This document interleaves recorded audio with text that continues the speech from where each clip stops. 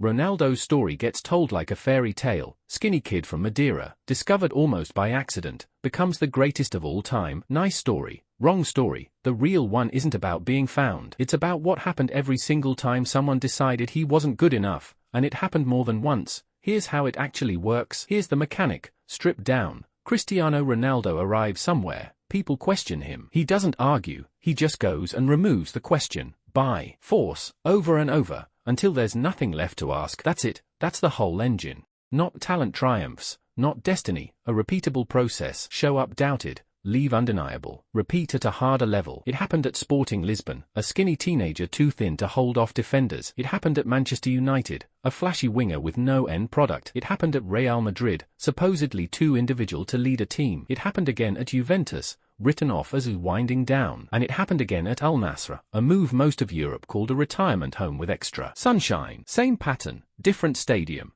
Turns out doubting Ronaldo is, historically, a bad investment. So why does this keep working? Because most players treat ability as something you have. Ronaldo treats it as something you manufacture, daily, on purpose, without exception. He didn't arrive a freak athlete, he built one. Extra gym sessions before teammates even knew the gym was open. Free kicks repeated hundreds of times until the technique stopped being technique and became muscle memory. The body wasn't a gift.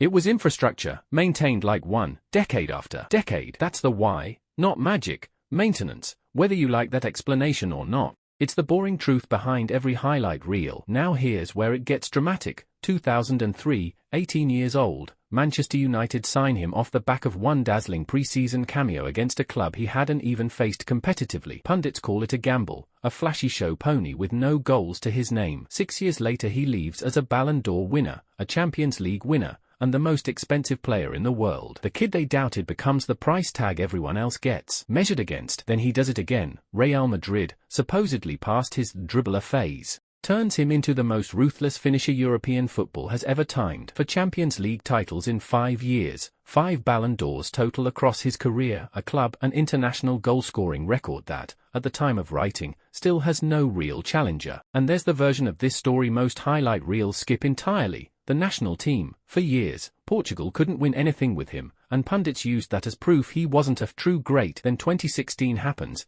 the European Championship final. He goes down injured, in tears, carried off before half-time. Most stories end there. His didn't. He spent the rest of the match coaching from the touchline like an extra manager. And Portugal won their first major trophy with their best player barely able to stand. The doubt didn't just get answered, it got buried on the sideline. This is the loop the hook promised you. Doubted, removed the doubt, moved the goalposts on himself, then broke those too. Here's the detail almost nobody mentions, because it doesn't fit the highlight reel. Early Ronaldo wasn't actually good at finishing, he was good at showing off. Stepovers, flicks, tricks that looked spectacular and produced almost nothing. Coaches at United reportedly told him, bluntly, to cut it out and just score. So he rebuilt his entire game around one stat, end product. Practice didn't add flair, it deleted it. The stepovers stayed in friendlies. The finishing got obsessive, placement, both feet, headers, free kicks, penalties, all drilled separately, like exam subjects he refused to fail. The twist isn't that he became a great player, it's that he became one by removing the parts that used to make him look great. Ego on the ball, gone.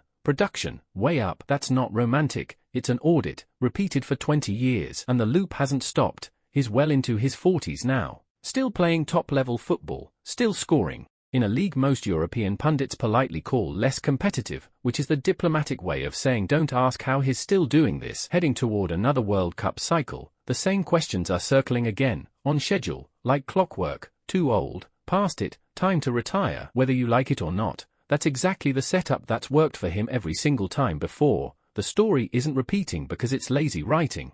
It's repeating because the mechanic underneath it never actually stopped running. So strip away the highlight reels and the manufactured fairy tale, and what's left is a simple, repeatable mechanic. Arrive somewhere new, get written off, respond not with words but with relentless, boring, repetitive work until the doubt has nowhere left to live, then go find a harder room and start again. It happened at Sporting, it happened at United, it happened at Real Madrid, at Juventus, with his country, and now at Al-Nassr. It's happening again right now. Talent opened the door, once.